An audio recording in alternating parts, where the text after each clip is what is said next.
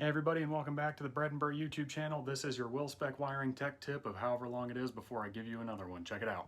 Do you have a pesky sensor on your engine such as this that is tough to get the connector onto? Let me show you using this sensor how you can make it easier on yourself. First things first, this sensor already has holes in the side of it, so what we're going to do is make a clearance right here so we can solder leads onto these pins. And bam! We have the clearance we need. Now solder leads to it. Alright, as you can see, the leads are soldered, and I don't know if you noticed, but I hooked them.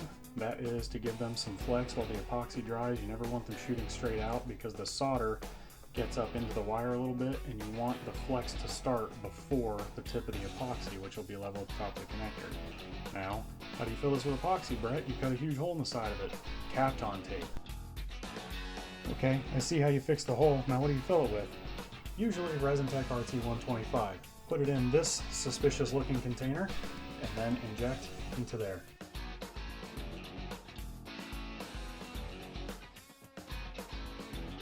We gotta mark our leads, so I'm going to mark one green-black for sensor ground and the other one just green for sensor output.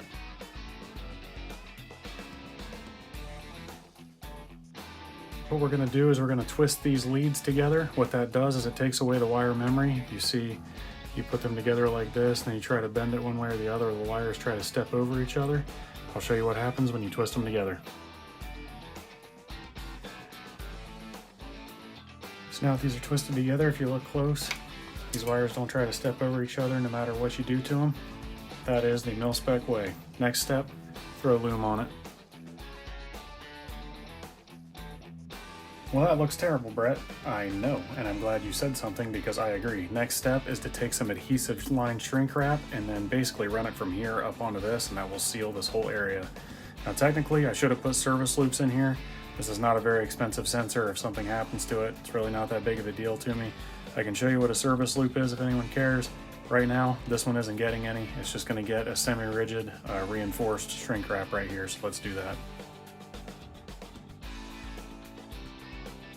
Leads are on, they're sheathed, they're marked. Now we have to put pins on it, but first, never forget to put on your shrink boot. Now, let's put some pins on it.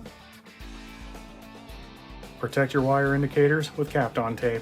Apply liberally. Kapton tape liberally applied. Now, apply the shrink boot, engage heat. And bam, just like that, you have a sensor with a remote 2-pin connector on it. Now, you might be looking at this going, well, that thing sticks out farther than a connector. Here's the good news. You can heat this up and bend it right at the connector, which means you can put it up against something about that close to it. Just really nice. The tough part might just be getting it in there, but always put it in straight and then bend it once it's in there. It'll fit super nice and you'll be good to go. And that is your WillSpec wiring budget mil-spec tech tip of an undetermined amount of time. Thanks for tuning in.